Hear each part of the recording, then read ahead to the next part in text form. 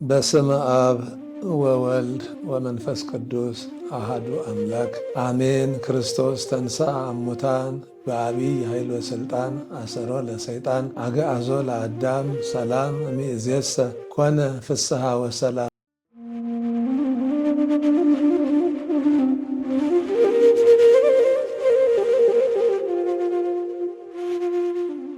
የተከበራችሁ የማኅበረ ተዋሕዶ ዘኦርቶዶክስ ሊቃውንተ ቤተ ክርስቲያን፣ አበው ካህናት፣ መምህራነ ወንጌል፣ በየማዕረጋችሁ ወንድሞች ዲያቆናት፣ የዚህ ታላቅ ማኅበር ሥራ አስፈጻሚዎች፣ ክቡራት እህቶቻችን፣ ክቡራን ወንድሞቻችን እንዲሁም የዚህ ማኅበር አባላት የሆናችሁ በየማኅበራቱም ያላችሁ አድሚኖች፣ አስተባባሪዎች እንዲሁም ጠቅላላ አባላቱና ይህንን መርሃ ግብር የምትታደሙ አባቶች፣ እናቶች፣ ወንድሞች፣ እህቶች እንዲሁም ሕፃናት ሁላችሁም በልዑል እግዚአብሔር ስም እንደምንሰነበታችሁ፣ እንደምን አደራችሁ፣ እንደምን አረፈዳችሁ። በቸርነቱ በይቅርታው በምሕረቱ ለዚህች ዕለት ለዚህች ሰዓት ያደረሰን አምላካችን ልዑል እግዚአብሔር ስሙ የተመሰገነ ይሁን። ለብርሃነ ትንሣኤው አድርሶ ደስታውን ስንሳተፍ ከሰነበትን በኋላ 40 ቀናት ተቆጥረው ደግሞ እነሆ ለብርሃነ ዕርገቱ ደርሰናልና እንኳን ለብርሃነ ዕርገቱ አደረሳችሁ እላለሁኝ። እንኳን አብሮ አደረሰን። አረገ ውስተ አርያም ፄዊ ወከፄዋ ወወሃብከ ጸጋከ ለእጓለ እመሕያው። ምርኮን ማርከህ ወደ ሰማይ ወጣህ፣ ስጦታህንም ለሰዎች ሰጠህ። መዝሙር 67 ቁጥር 18። እግዚአብሔር አምላክ ዕድሜ ሰጥቶ 40 ቀናቱን ደግሞ በዚህ በበዓለ ሃምሳ አስፈጽሞ ለበዓለ ዕርገቱ ካደረሰን ዘንድ ዕርገቱን በማስመልከት በዚህ ኃይለ ቃል መነሻነት ለጥቂት ደቂቃዎች የእግዚአብሔርን ቃል እንነጋገራለን። እግዚአብሔር አምላካችን የራቀውን ምስጢር አቅርቦ የረቀቀውን አጉልቶ የጠመመውን አቅንቶ የጎደለውን ሞልቶ ማስተዋሉን ጥበቡን ለሁላችንም ሰጥቶ እንዲያስተምረን፣ እንዲመክረን፣ እንዲያረጋጋን፣ እንዲያጽናናን፣ እንዲገስጸን ቅዱስ ፈቃዱ ይሆንልን። አሜን። እንግዲህ አረገ ነው የሚለው። አረገ ውስተ አርያም ፄዊ ወከፄዋ ወወሃብከ ጸጋከ ለእጓለ እመሕያው። ይሄ ከ1000 ክርስቶስ ሰው ከመሆኑ ከ1000 ዓመት አስቀድሞ በነቢየ እግዚአብሔር ቅዱስ ዳዊት ላይ ያደረ መንፈስ ቅዱስ የተናገረው እንግዲህ በመንፈስ ቅዱስ ተቃኝቶ ቅዱስ ዳዊት የተናገረው ትንቢት ነው። እንትኑን በመዝሙር 46ም ላይ በዚህ በዕርገቱ እንደምትሰሙት እንደሰማችሁት አርገ እግዚአብሔር በይባቤ ወእግዚእነ በቃለ ቀርን ዘምሩ ለአምላክነ ዘምሩ። እግዚአብሔር በእልልታ አምላካችንም በምስጋና አረገ፣ ስለዚህም ለአምላካችን ለእግዚአብሔር ዘምሩ የሚል አለ። ብዙ ቦታ ላይ ዕርገቱን በተመለከተ ቅዱስ ዳዊት ደጋግሞ ተናግሯል። በዚህ በመዝሙር 67 ቁጥር 18 ላይ ደግሞ ምርኮን ማርከህ ወደ ሰማይ ወጣህ ነው የሚለው።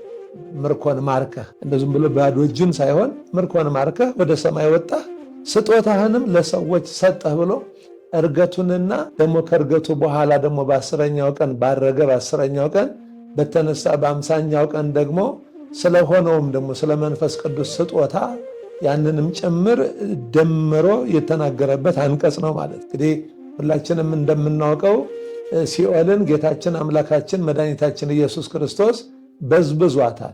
በአካለ ሥጋ ወደ መቃብር፣ በአካለ ነፍስ ደግሞ ወደ ሲኦል ወርዷል። መለኮት ያልተለየው ሥጋ ወደ መቃብር፣ በዚያ ያለ ሙስና መቃብርን ያጠፋ ዘንድ ፈርሶ በስብሶ መቅረትን ለማጥፋት መለኮት ያልተለየው ሥጋ ወደ መቃብር ወርዷል። መለኮት ያልተለያት ነፍስ ደግሞ ወደ ሲኦል ወርዳ እዛ ያሉ ነፍሳትን በዝብዛለች፣ ማርካለች ማለት ነው። እነዚህ ምርኮኞች የሲኦል ምርኮኞች ናቸው። ከሞት እጅ የተማረኩ፣ ከዲያብሎስ እጅ የተማረኩ፣ ከሲኦል እጅ የተማረኩ ናቸው። ቅዱስ ጳውሎስ በአንደኛ ቆሮንቶስ መልእክቱ ምዕራፍ 15 ላይ ሞት ሆይ ወደ ቁጥር 52 አካባቢ ሞት ሆይ መውጊያ የታለ፣ ሲኦል ሆይ ማሸነፍህ የታለ እንዳለው ማለት። ስለዚህ እዛ የሞትን መውጊያ ሰባብሮ ሲኦልን ደግሞ በሮቿን የጸኑ በሮቿን ሰባብሮ እዛ ያሉ ሞት ማርኳቸው ዲያብሎስ ወስዷቸው በዚያ አግዟቸው የነበሩ ግዞተኞችን እስረኞችን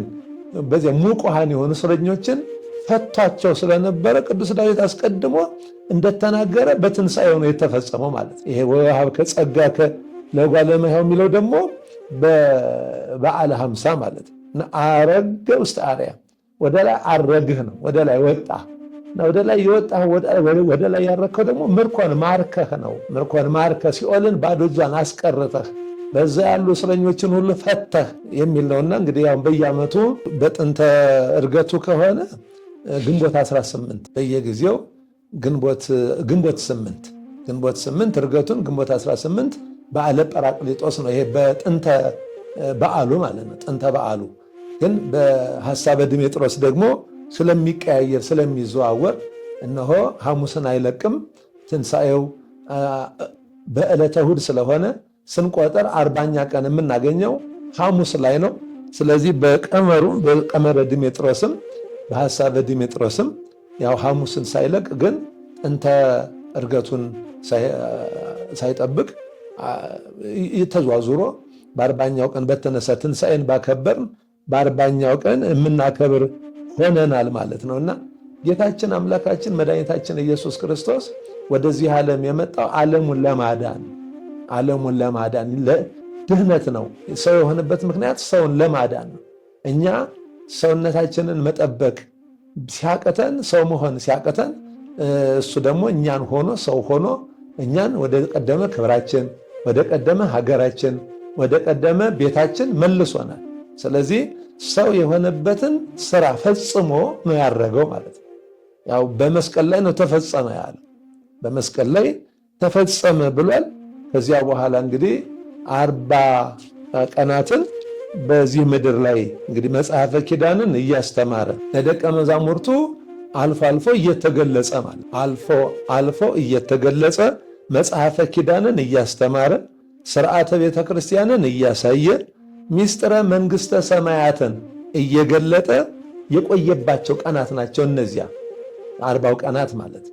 እንደ ዝም ብሎ አይደለም። ከትንሣኤው በኋላ እስከ እርገቱ ምን ሲያደርግ ነበር ካል ቤተ ክርስቲያኒቱን የምትመራበትን ስርዓቱን ሁሉ እያሳየ መጽሐፈ ኪዳንን እንግዲህ ኪዳን ዘነግ እነዚህ 9 ኪዳናት የምንላቸውን እነዚያን እያስተማረ ነው የቆየው። እንግዲህ በቀመረ ድሜጥሮስ ከግንቦት 5 ሳያንስ ከሰኔ 9 ሳይበልጥ ይላሉ ሊቃውንተ ቤተ ክርስቲያን። ምን ማለት ነው? ይሄ ከግንቦት 5 በፊት በምንም ተአምር እርገት አይውልም ማለት ነው።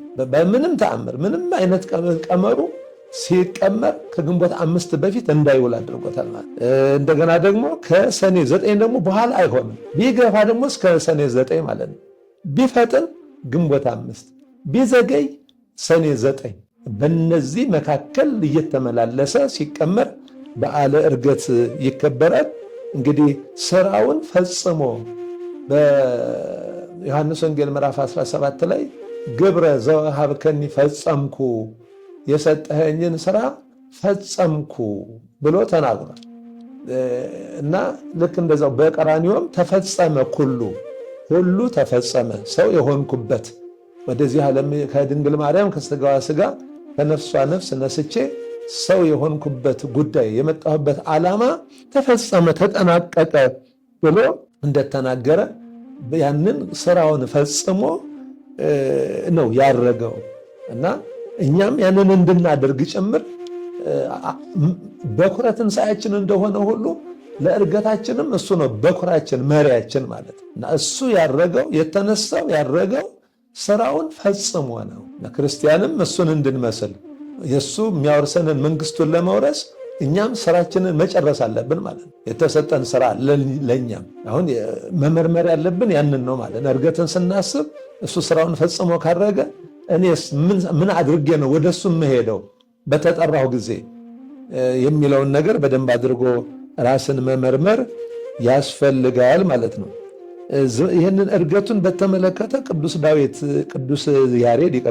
ያሬድ በዝማሬው አርገ ሰማያተ በአምደ ደመና፣ በደመና አምድ ወደ ሰማይ አረገ ለድንግል ዘፈታ ማህፀና፣ የድንግልን ማህፀኗን የፈታ ለመውለድ ማለት ነው። የፈታ እንግዲህ የድንግል ማህፀን ከዛ በፊት ሆኖ አያውቅም። እንደሚታወቀው ያለ ዘርአ ብእሲ ሴት ጸንሳ ማህፀኗ ተፈቶ አያውቅም እና ያንን የድንግልን ማህፀን የፈታ አርገ ሰማያተ በአምደ ደመና በደመና አምድ በደመና ምሰሶ እንደማለት ነው። ወደ ላይ አረገ። ደመና ተቀብላ ሰወረችው፣ ደመና ተቀበለችው አይደለም የሚለው። ያንን ቅዱስ ያሬድ አርገ ሰማያተ በአምደ ደመና ለድንግል ዘፈታ ማህፀና ለደቂቀ እስራኤል ዘአውረደ መና ውእቱኬ እምደረበናት ዘአድኃነ ለሶስና አርገ ሰማያተ በአምደ ደመና ብሎ ቅዱስ ያሬድም በዝማሬ በሚባለው እንግዲህ ከአምስቱ መጻሕፍት አንዱ ድጓ ጾመ ድጓ እንዲያል ከምንቆጥራቸው ዝማሬ የሚባላለና በዝማሬው እንዲህ ብሎ ዘምሯል። የድንግልና ማህፀኗን ለወሊደ ወልደ አምላክ የፈታ ያዘጋጀ ለደቂቀ እስራኤል ዘአውረደ መና ለእስራኤል 40 ዓመት ሙሉ መናን ያወረደ ሶስናን ከነዚያ ከዘማውያን ክፉ መምህራን እጅ የታደገው እሱ በደመና አምድ አረገ እያለ ዘምሯል። እንግዲህ ደመና የክብር ምሳሌ ነው። ደመና የነሳው የእመቤታችን ሥጋ ምሳሌ ነው። እንግዲህ ደመና የእመቤታችንም ምሳሌ ነው። እነሆ እግዚአብሔር በፈጣን ደመና ተጭኖ ወደ ግብፅ ይወርዳል ተብሎ በነቢዩ በኢሳይያስ ምዕራፍ 19 ቁጥር 1 ላይ እንደተነገረው ማለት ነው። እና ያቺ ደመና መፍጠኒት ወይም ደግሞ ፈጣን ደመና የተባለችው እመቤታችን ናትና በአምደ ደመና አረገ ማለት ከእመቤታችን ከቅድስት ድንግል ማርያም በነሳው ሥጋ ማለት አንድም ደመና የልዕልና ነው የከፍታ እንግዲህ አረገ ማለት ከፍ ከፍ አለ ወጣ ወደ ላይ ወጣ ማለት ስለሆነ በልዕልና አረገ አንድም የክብር ምሳሌ ነው። በክብር አረገ። በሚስጥሩ ግን በዋናነት በእመቤታችን ሥጋ ከእመቤታችን በነሳው ሥጋ ያ ሥጋ ያ የለበሰውን ሥጋ ነው ቀራንዮ ላይም ተዋህዶ በማህፀን የተጀመረ ተዋህዶ ከዚያች ቅጽበት ይኩነኒ በከመ ትቤለኒ ብላ እመቤታችን ቅድስት ድንግል ማርያም ቃሉን በእምነት ከተቀበለችባት ቅጽበት ጀምሮ በማህፀኗ የዕለት ጽንስ ሲሆን ነው ተዋህዶ የተፈጸመው። አካላዊ ቃልና አካለ ቃልና ወይም ደግሞ አካለ መለኮትና አካለ ሥጋ ባህረ መለኮትና ባህረ ሥጋ ማለት። ስለዚህ ከዚያ ቅጽበት ጀምሮ ተዋህዶ ከዚህ በኋላ ደግሞ በዚህ ጊዜ ተለያዩ። በዚህ ጊዜ ደግሞ ሥጋው ለብቻው መለኮቱ ለብቻው የሚባል የለም። በትንሣኤ በመስቀሉም ላይ በተዋህዶ ነው። በመቃብርም በአካለ ሥጋ ቅድም እንዳልኩት በአካለ ሥጋ ወደ መቃብር ሲወርድም መለኮት አልተለየውም። በአካለ ነፍስ ወደ ሲኦልም ሲወርድ መለኮት አልተለያትም ከነፍስም ማለት ነፍስና ሥጋ ናቸው እንጂ የተለያዩ መለኮትና ሥጋ መለኮትና ነፍስ አልተለያዩ። በኋላም ደግሞ በትንሣኤው ደግሞ አንድ ሆኖ ነው የተነሳው። ሲያርግም እንደዛው ነው። ሲያርግም እንደዛው ነው። በሐዋርያት ሥራ ላይ እንደተመዘገበልን ማለት ነው። በሐዋርያት ሥራ ላይ እያዩት ደቀ መዛሙርቱ እያዩት ባርኳቸው እስከ ቢታንያ ማወጣቸው። ከዚያ በኋላ እንግዲህ በቢታንያ ባርኳቸው እያዩት ከፍ ከፍ አለ ነው የሚለው እና እርገቱም የርቀት ሳይሆን የመርቀቅ ሳይሆን ረቆ ሳይሆን ዝም ብሎ ካይን ተሰውሮ ሳይሆን እያዩት ነው ከፍ ከፍ ያለው እያዩት ወደ ሰማይና እያዩት ስለነበረ ሁለት መላእክት ነጫጭ ልብስ እንደለበሱ ወርደው እናንተ የገሊላ ሰዎች በሐዋርያት ሥራ ምዕራፍ 1 ቁጥር 11 ላይ ማለት እናንተ የገሊላ ሰዎች ሰማይ ሰማይ እየተመለከታችሁ ስለምን ቆማችኋል? እነሆ ሲያርግ እንዳያችሁት ደግሞ እንዲሁ ይመጣል። ስለዚህ የሚመጣው ያው በክበበ ትስብእት ነው ማለት ነው። በክበበ ትስብእት ሥጋ እንደለበሰ ማለት ነው። በግርማ መለኮት በክበበ ትስብእት ነው ያረገውም።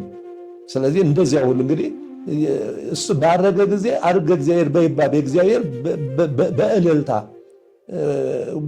አምላካችንም በመለከት ድምፅ አረገ ተብሎ እንደተነገረ በመዝሙረኛው ቅዱስ ዳዊት በመዝሙር 46 ላይ እንደተናገረው መላእክቱ አጅበው እልል እያሉ ስለነበረ እርገቱ ከነዚያ መካከል ሁለቱ ነጫጭ ልብስ እንደለበሱ ማለት ነው። ሁለቱ መላእክት በትንሣኤውም የነበሩ እነዚያ መላእክት እነዚያ እንግዲህ አንዱ በራስጌ አንዱ በግርጌ ሆነው ነው የተገኙት። እንደምናስታውሰው በትንሣኤው ወደ መቃብሩ ገብተው ባዩ ጊዜ አንዱ በግርጌ አንዱ በራስጌ ሆኑ።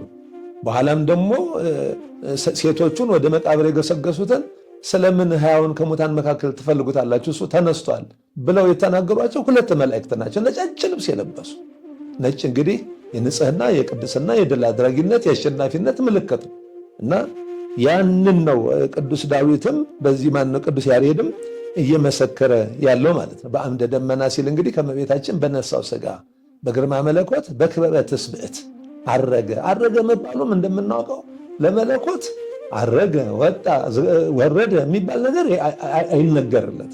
ግን ስለለበሰው ሥጋ ወርዶ የነበረ እንደው ትእዛዝ አፍርሶ ከሰማይ ሰማያት ወደ ምድረ ፋይድ ወደዚች ወደ መከራ ምድር ወርዶ የነበረ የሰው ልጅ ሥጋው ከመለኮት ጋር ከመዋሃዱ የተነሳ በእመቤታችን በቅድስት ድንግል ማርያም አማካኝነት ከሷ የነሳው ሥጋ የኛ ሥጋ ስለሆነ ነፍስና ሥጋዋን ነስቶ እነሆ ያ ተዋርዶ የነበረው መክበሩን ወርዶ የነበረው ደግሞ መውጣቱን ሲያጠይቅ በአምደ ደመና ወደ ላይ ወጣ ብሎ ነግሮናል።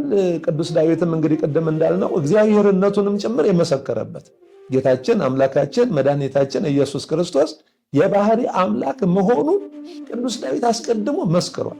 ትንሣኤውን በተመለከተ ወተንሥአ እግዚአብሔር ከመ ዘንቃህ እምነዋ እንግዲህ ባለፈው በብዙ ሊቃውንተ ቤተክርስቲያን ስትማሩ ስንማማር እንደሰነበት ነው ማለት ነው።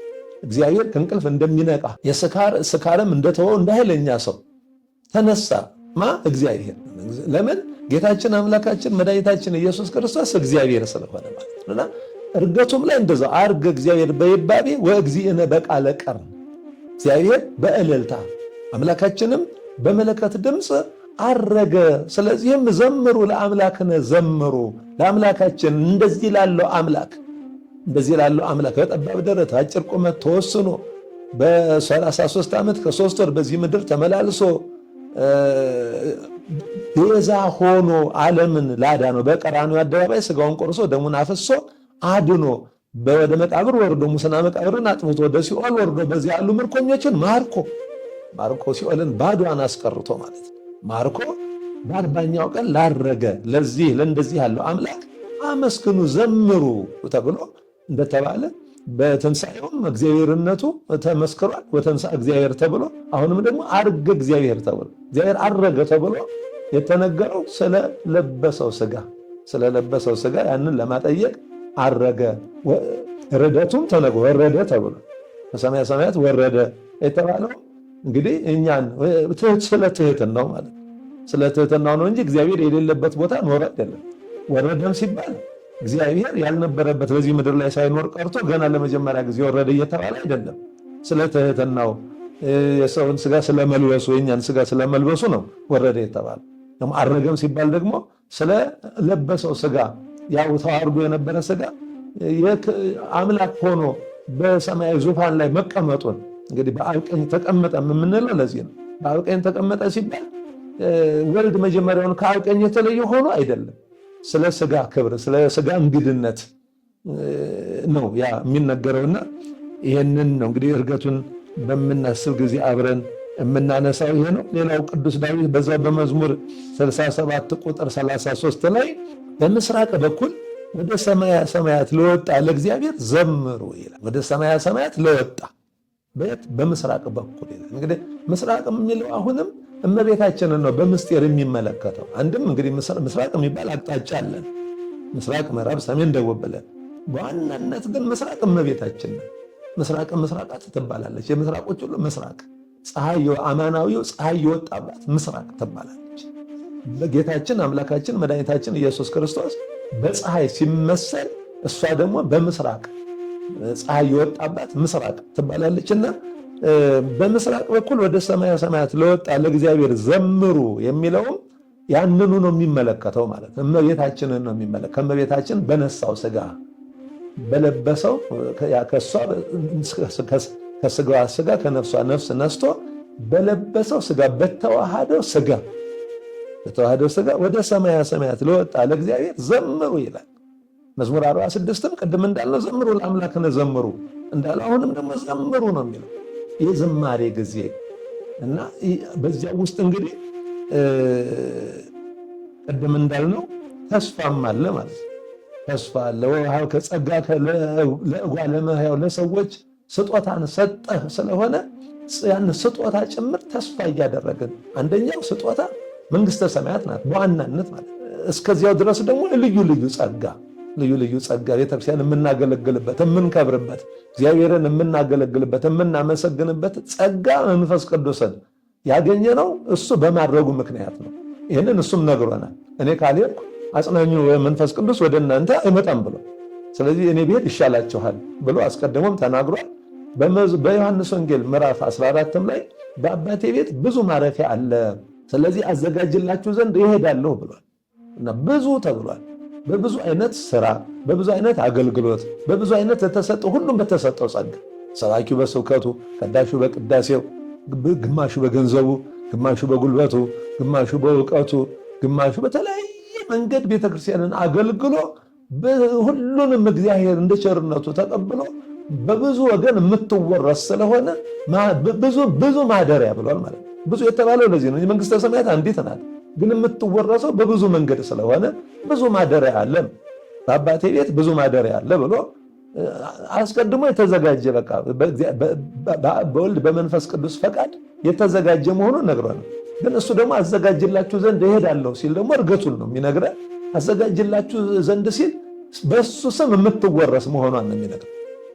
ስሜን ቀድሳችሁ ትወርሷታላችሁ፣ ትእዛዜን ፈጽማችሁ ያዘዝኳችሁን አድርጋችሁ በመሰረትኩላችሁ ምስጢራት ተመላልሳችሁ ንስሐ ገብታችሁ የሰጠኋችሁን ሥጋዬን በልታችሁ ደሜን ጠጥታችሁ ትወርሷታላችሁ። አዘጋጅላችሁ ዘንድ ማለት እንደገና በፊት ያልተዘጋጀችን አሁን እንደገና የሚያዘጋጃት ሆኖ ሳይሆን በሱ ስም የምትወረስ መሆኗን ጭምር ነግሮናል ማለት ነው።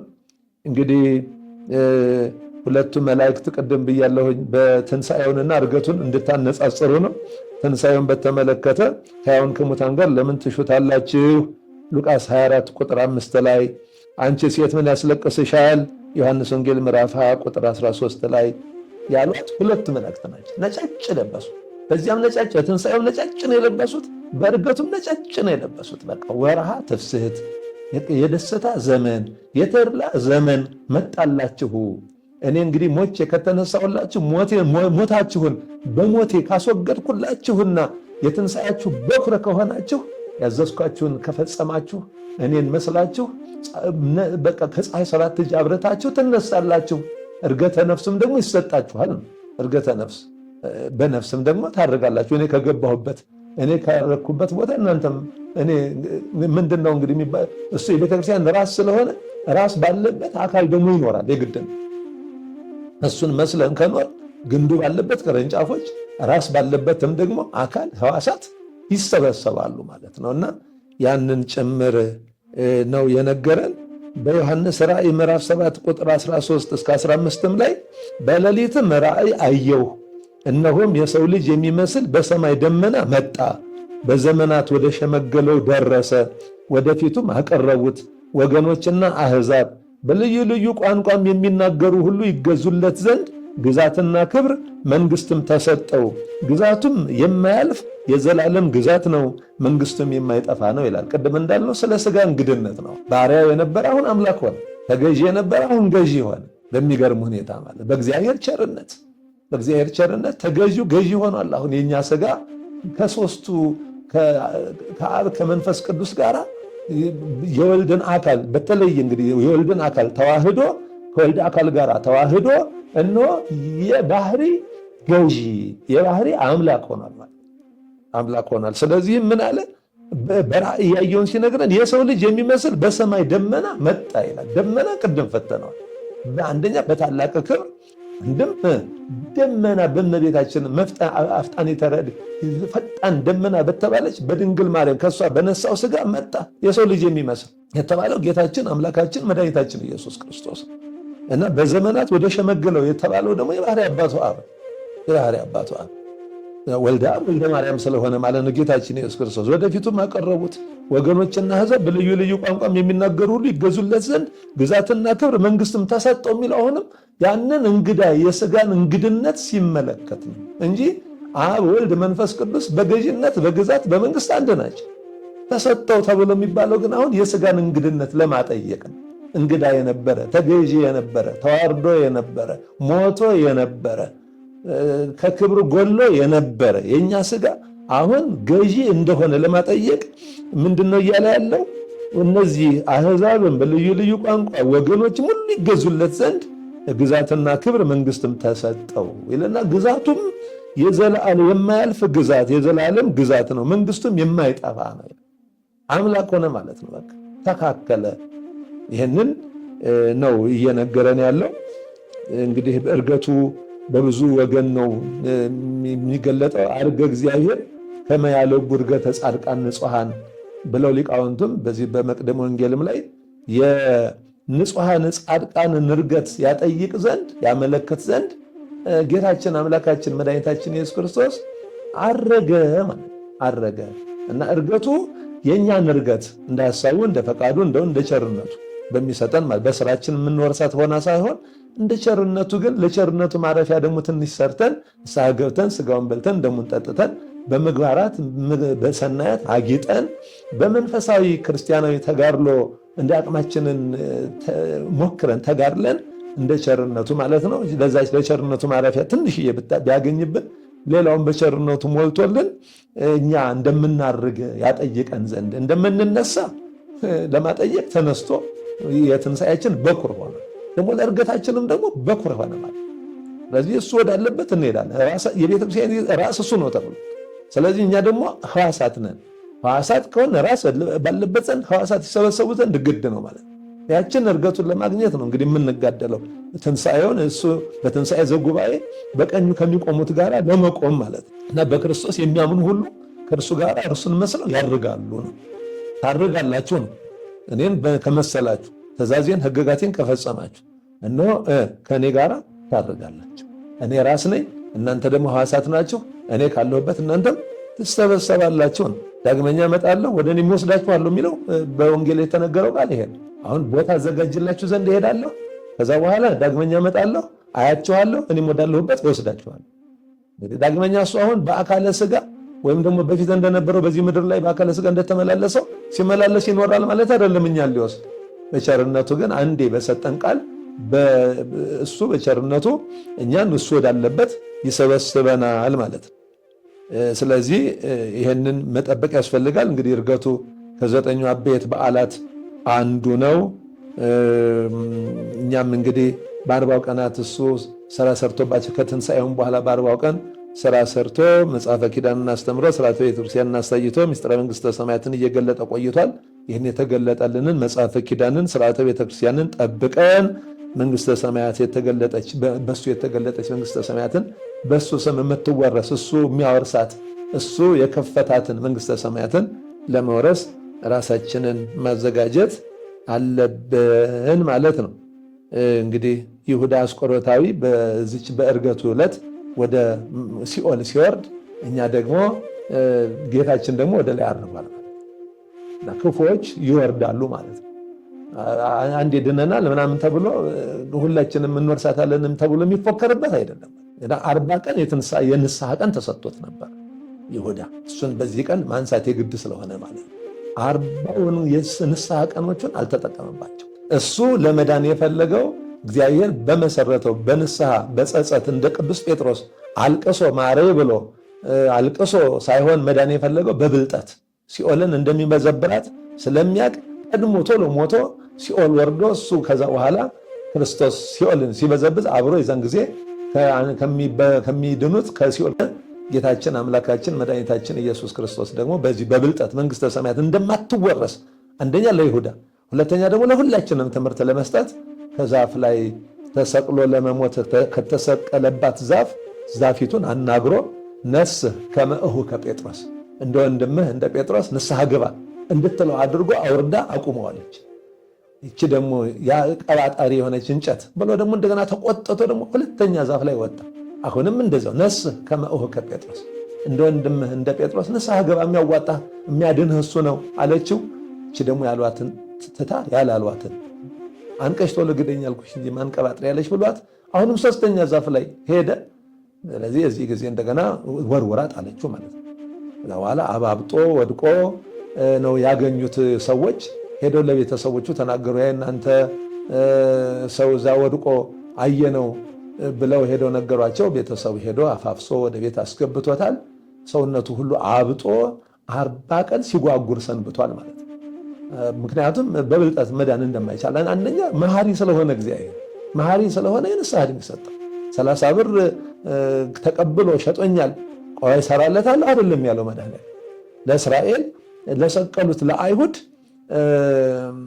አባ እስራኤል ወሙስመ በዘኢየአምሩ ይገብሩ አባቶ የሚሰሩትን አያውቁትምና ይቅር በላቸው ብሎ በመስቀል ስለነሱ በነሱ ቦታ ተገብቶ እንደጸለየላቸው በዛም በጸለየላቸው ጸሎት በቸርነቱ 40 ዓመት ሰጥቷቸው 40 የንስሐ ዓመት ሳይጠቀሙባት ቀርተው ነው ኢየሩሳሌም የፈረሰችው። እንደገና በ70 ዓመተ ምህረት አካባቢ እነሱም በየአገሩ ተበትነው የቀሩት እንግዲህ የዛሬ 70 ዓመት አካባቢ በ45 ዓመተ ምህረት ነው። እንደገና እንደ ህዝብም እንደ ሀገርም የተሰባሰቡት እንደሚታወቀው በዚያው አንጻር ለነዚህ 40 ዓመት ተሰጥቷቸው ለይሁዳ ደግሞ 40 ቀን ተሰጥቶት እንደዚያ ታሞ 40 ቀን ተሰጠው ማለት ነው። በ40 ቀንም ንስሐ ከመግባት ይልቅ ዝም ብሎ ሲጥመለመል አልጋው ላይ ዝም ብሎ አሳለፋቸው ማለት ነው። አልጋው የጸጸት አልጋ እንዲሆነው ነበረ። ህመሙም ደግሞ ያንን አጠቃላይ ሁኔታው እንዲያስታውሰው ነበረ። ግን ማስተዋል አልቻለም። ያ ለብር ጓጉተህ 30 ብር ተቀብለህ ያሰቀልከው እነሆ በቢታንያ በደብረ ዘይት አረገ ብለው ነገሩት። ብርሃኑ ይታይ ስለነበረ ከሩቅም ማለት እና አያለው ብሎ ሲወጣ የአልጋው ወንዳ ወንዴ አምድም ጠገጉ ሆዱን ያበጠው ሆዱን ቀዶት ነዋየ ውስጡ ተዘርግፎ ያረፈበትም ቀን ይችው በዓለ ዕርገት ማለት ነው። ይሄንን እንግዲህ ነብየ እግዚአብሔር ቅዱስ ኢሳይያስ ያእትትወ ለኃጥእ ከመ ኢይራይ ስብሐተ እግዚአብሔር ኃጥእን ሰው አመፀኛን ሰው የእግዚአብሔርን ክብር እንዳያይ ያርቁታል ያስወግዱታል እንደተባለ አያለው ብሎ ነበረ። ግን ሳያይ እሱ ወደ ሲኦል ጌታችን አምላካችን መድኃኒታችን ኢየሱስ ክርስቶስ ደግሞ ወደ ላይ ወደ ሰማይ ያረገባት ዕለት ናትና እንግዲህ ንስሐ ያልገቡ ሰዎች በአመፃቸው አንገታቸውን ያደነደኑ ሰዎች ከክፋታቸው ለመመለስ ፈቃደኛ ያልሆኑ ሰዎች ሁሉ የይሁዳ ዕጣ ፈንታ እንደሚደርስባቸው አውቀን አምላካችንን መስለን ንስሐ ገብተን ስጋውን በመብላት ደሙን በመጠጣት ራሳችንን ልናዘጋጅ ያስፈልጋል። በዓለ ዕርገትን ስናከብር እንደዚህ ነው መሆን ያለበት። ዝም ብሎ እንደው ቀኑ ሄደ መጣ ደግሞ የሚመጣው ዓመት ደግሞ ዝም ብሎ ያደርሰን የሚባልበት አይደለም ማለት ነው። በዓላትን ስናከብር በእያንዳንዱ በዓላት እኛ ድህነታችንን ራሳችንን አስተካክለን ድህነታችንን የምናረጋግጥባት ማንም በክርስቶስ ቢሆን ዛሬ በገነት ነው፣ ዛሬ በመንግስተ ሰማያት ነው፣ ዛሬ ድኗል እንደተባለው ማለት በክርስቶስ ከሆነ አንድ ሰው አኗኗሩ፣ ህይወቱ፣ ሐሳቡ፣ ንግግሩ፣ ግብሩ በቃ ክርስቶስ እንዳስተማረው ከሆነ ዛሬውኑ መንግስተ ሰማያት እንዳለ መቁጠር ይችላል። መቁጠር ይችላል። በቃ የሚጠራበትን ሰዓት አያውቃትም። ግን ዛሬ የመዳን ቀን ናት። ዛሬ ያችን የመዳን ቀን እሱ እንደ ክርስቶስ ሐሳብ እንደ ክርስቶስ ትምህርት እየኖረባት ከሆነ ማለት ነውና እንደዚያ ኖረን መንግስቱን ርስቱን ለመውረስ ራሳችንን ልናዘጋጅ ያስፈልጋል ማለት ነው። ለነበረን ጊዜ ሁሉ የአምላካችን የልዑል እግዚአብሔር ስም የተመሰገነ ይሁን። ወስብሐት ለእግዚአብሔር ወለወላዲቱ ድንግል ወለመስቀሉ ክቡር አሜን። ይቆየን።